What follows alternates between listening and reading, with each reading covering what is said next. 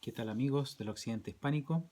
Nuevamente aquí en este canal dedicado a la defensa, eh, propaganda, divulgación en la medida de nuestra fuerza, de nuestras posibilidades, de nuestro conocimiento. No se puede esperar, ¿cierto?, convertirse en un gran sapiente, ¿cierto?, un tremendo doctor en filosofía, en teología, en historia, ¿cierto?, para hablar acerca de la cultura occidental.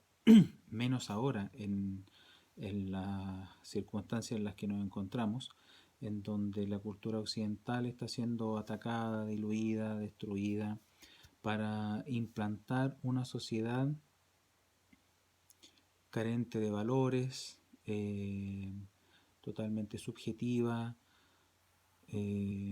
donde no está donde lo que importa es la concreción material, principalmente el dinero, que se sustenta sobre el hecho de poblaciones sometidas.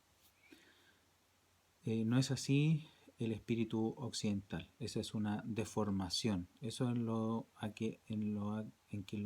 que ha devenido Occidente. Occidente ha devenido en un reemplazo de valores.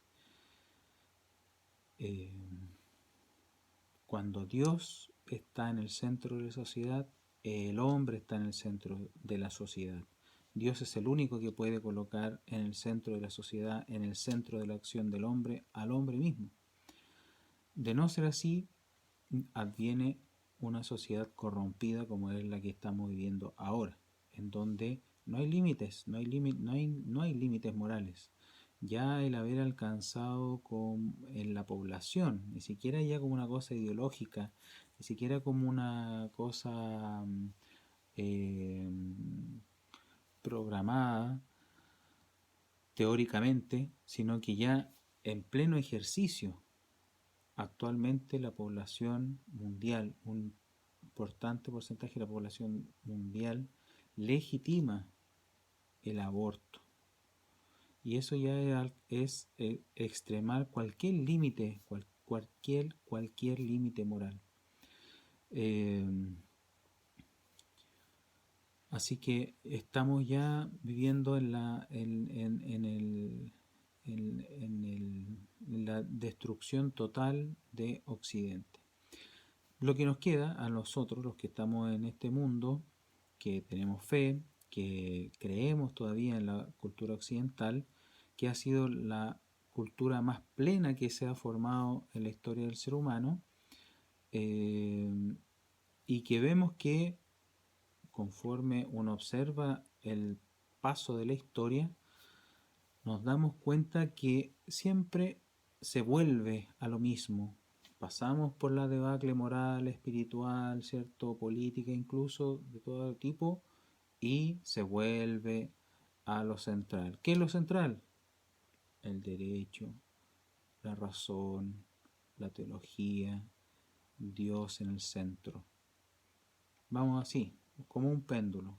Pero ese péndulo no es un movimiento mecánico, son personas, es gente, son pensamientos de personas concretas, generaciones de seres humanos que tienen la vocación de traspasar esa cultura que recibieron, dado que está en deterioro, no se puede vivir en plenitud. Por ejemplo, durante la Edad Media, donde se vivía mejor esta cultura es en los monasterios y alrededores, ¿cierto? Pero, pero una vez, ¿cierto?, los monasterios tuvieron esa capacidad de lograr transmitirla, de lograr pasarla a las otras generaciones. Bueno, los pocos, digamos, que quedamos, ¿cierto?, dentro del grueso de esta población mundial, tenemos esta vocación, la de traspasar esa cultura occidental a las nuevas generaciones, que son las nuevas generaciones las que van a poder, las que conociendo la cultura occidental van a posibilitar su instauración nuevamente, con todos los progresos que necesita, porque la cultura occidental tiene en sí mismo el germen del progreso, el germen de la plenitud, que es realmente, si lo vemos desde una mirada teológica, tiene el germen de la salvación, es historia de la salvación. No vamos en una debacle constantemente, no, se va progresando, se va progresando.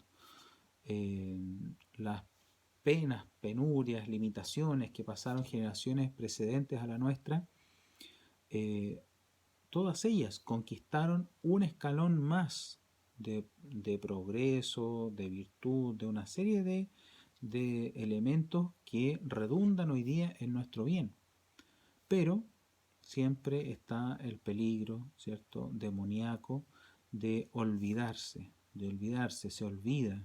Por eso la historia debe quedar escrita para que las generaciones puedan estudiarlas, puedan beber de allí y hacer vida aquello que pueden estudiar.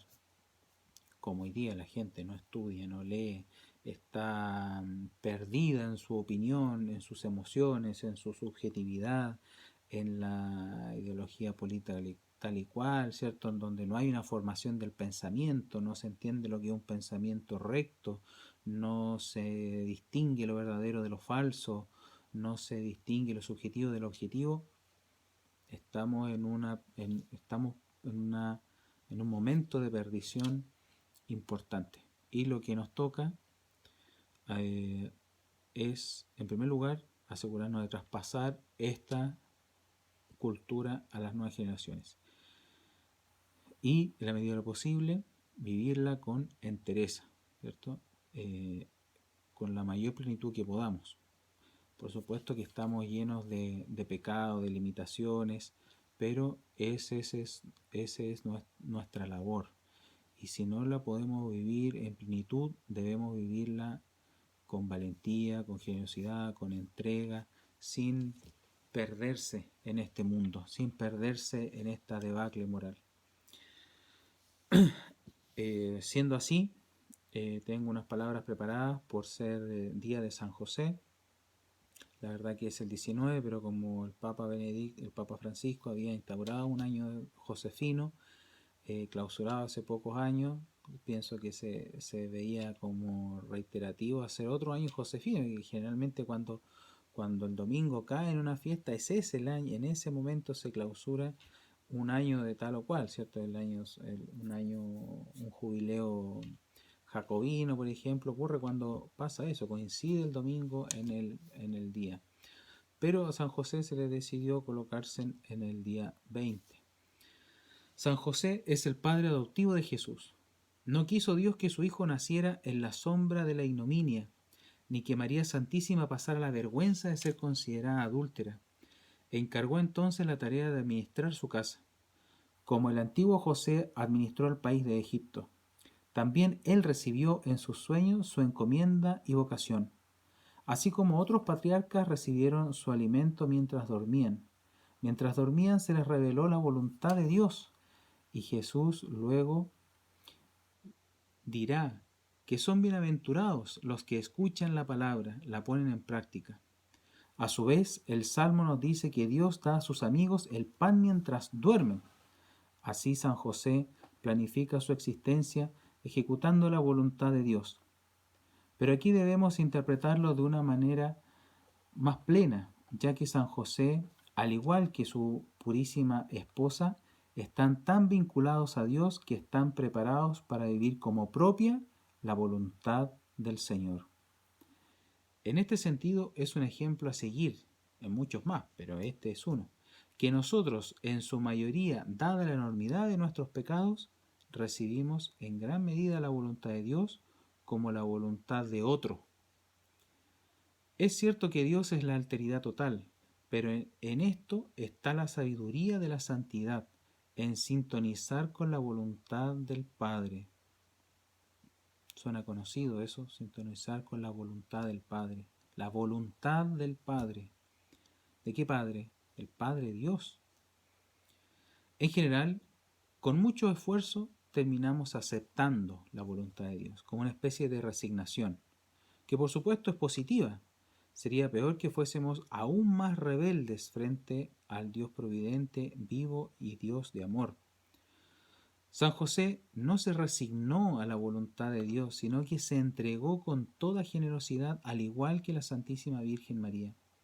En verdad, la Sagrada Familia pasa por la incertidumbre real que también vive cada uno de nosotros en la vida espiritual. El mismo Jesús llegó al Calvario con esta incertidumbre que brota de la calamidad del pecado, pero no teniéndolo la Sagrada Familia, asume ella en sus inocentes hombros la realidad de la fe, aquella revelación escondida que posee la plenitud de nuestra existencia. Le es revelada a San José y él, en su generosidad, la acepta. Su ministerio queda escondido en el silencio cotidiano de una vida simple, llena de Dios. Su gran predicación fue el silencio. Tal y cual los grandes hombres actúan más que hablan, viviendo las preocupaciones y ocupaciones aparentemente superfluas y rutinarias. No quiso Dios dejar en el anonimato la simpleza de este terrible varón, que viendo su encargo fuese conocido por todas las generaciones de cristianos, y complacióse el Señor en entregar innumerables dones por su intercesión.